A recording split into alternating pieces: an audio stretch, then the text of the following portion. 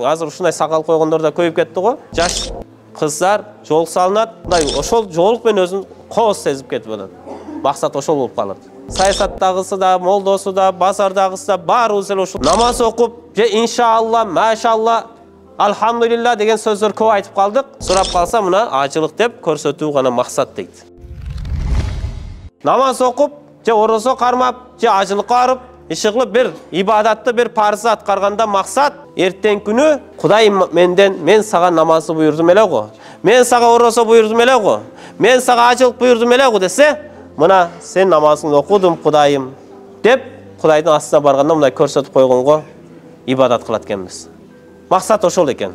Сурап калса мына намаз, сурап калса мына орозо, сурап калса мына ажылык деп көрсөтүү гана максат дейт. Бул бир тепкич экен, ибадаттын максат.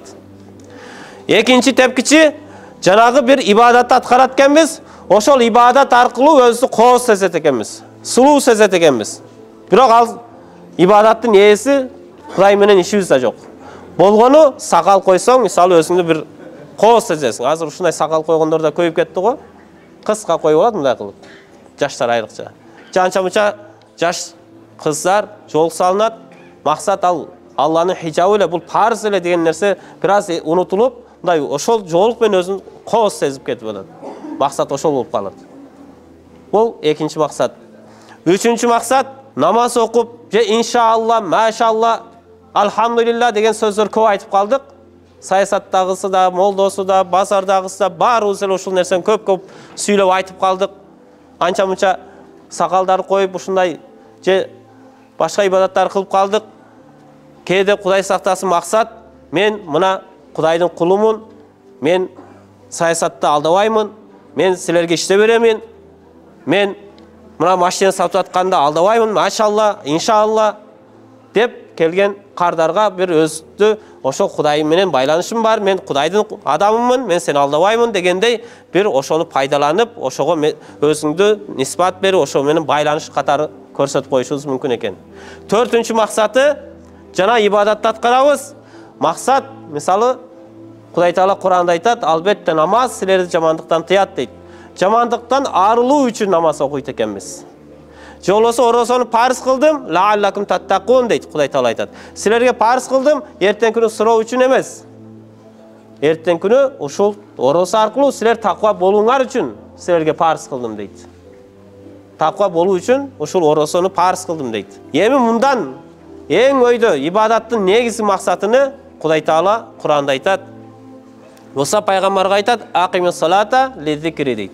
Намаз оку мени эстөө үчүн дейт. Пайгамбарлар, оолия инсандар ушундай ибадат кылчу экен, жөн гана максат Алланын бир парызынан кутулайын. Же болбосо ушул жамандыктан арылайын эмес, ушул жараткан жалгыз Алланы эстеп турайын деген бир максат болгон экен. Эгерде биз чындап ибадатты Алланы эстөө үчүн окуй турган болсок, Алланы эстеп жүрөк Алла деп согуп туруш үчүн ибадат кыла турган болсок, анда жамандыктан да арылат экенбиз. Жанагы парыз, милдет болуп моюнга жүктөлгөн бир таклиф, бир тапшырмадан да кутулат экенбиз. Баары ишке ашат экен туугандар. Ошон үчүн ушул ибадат кылганда негизги максат ушул болсун. Жанагы бирөө белекке бергендей, Алла Таала ушул намазды, ушул орозону, ушул кадыр түндү, ажылыкты, зекетти Кудайга шүгүр мага Кудай Таала белек кылып бериптир. Ушул белек аркылуу Алла Тааланы эстеп турайын дешибиз керек. Алла Таала башка жерде айтат: "Ала bizikrillahi tatmainul qulub." Алланы эстөө менен жүрөгүңөр эс алат дейт. Ошон үчүн ибадаттан максат, негизги максат Алла Тааланы эстеп турсак, баары ишке ашат экен туугандар.